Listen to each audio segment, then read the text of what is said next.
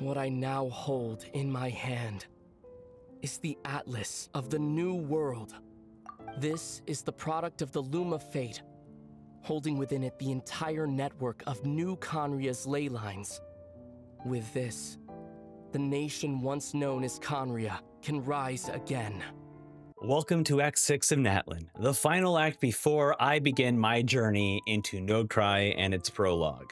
Now, I did find the beginning of this quest a bit goofy because Insan told us, hey, help me out with the wrestling tournament and make sure to be on the lookout. And then once we met Deirdith, Insan was like, nah, it's all good. Wrestling tournament's all good.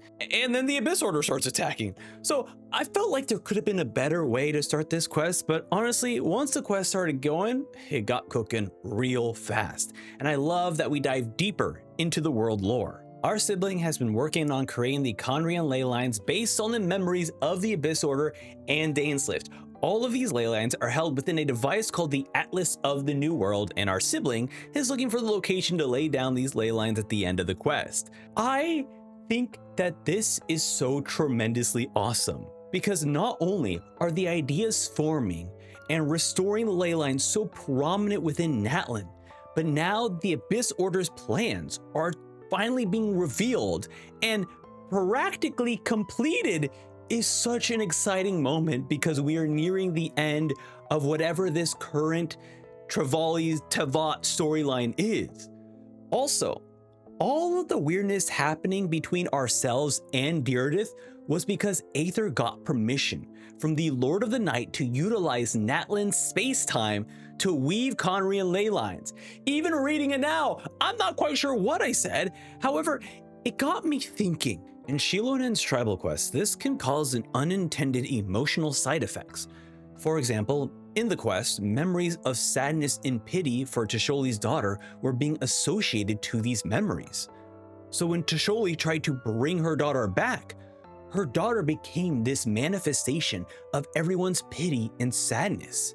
And now, since Aether is using the memories of the Abyss Order and Dainslift to rebuild the Conrian ley lines, I would think that this Conria is being built with all the emotions that is full of hate and cynicism towards Teyvat. This quest also had me thinking a bit too hard, and please understand that since entering Natlan, I'm engaging with the story and lore a bit more deeply than before, so this could have already been answered and I didn't want to look it up because I don't want to stumble upon Nodecry spoilers, but is Conria originally from Teyvat?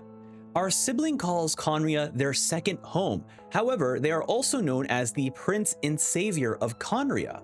Much like what we've seen with Skirk's story quest about an invading civilization from another world coming to her world, maybe there is a precursor civilization to Conria that came from another world and planted their roots in Teyvat as Conria. Aether and Lumine are from this precursor civilization, which has granted Aether so much authority in Conria. It's also interesting that we were found in a hibernation chamber, meaning either the trip from wherever we were to Teyvat is a long one, or we are from a much earlier time than Conria. There's also so much bit of information that I had so much fun looking into, right? Deirdith was a wonderful character. I appreciated her shyness towards the Traveler. I found it absolutely adorable, and I really loved the glimpse we saw of Renova following Aether, which is fascinating because I just assumed that because they are gods, they were all seeing. But the fact that Renova blipped away makes me feel like that's not the case. Also, Aether says he'll need the power of the world to speak with the heavenly principles, which is impossible for him, but possible for us. So at some point, will Aether realize that he needs us? And that's it for my thoughts on the Natlan Act 3 quest. I hope you all enjoyed it because I'm so excited. I'm so very close from getting to Nodecry. At the time you're watching this video, I already have playthroughs of several acts for Nodecry, but at the time of recording this, I still gotta play the prologue. I still gotta make a video about my expectations going into Nodecry. So I am so excited for looking forward to whatever it is I'm about to witness, but thank you all for watching. And until next time, I'll see you later.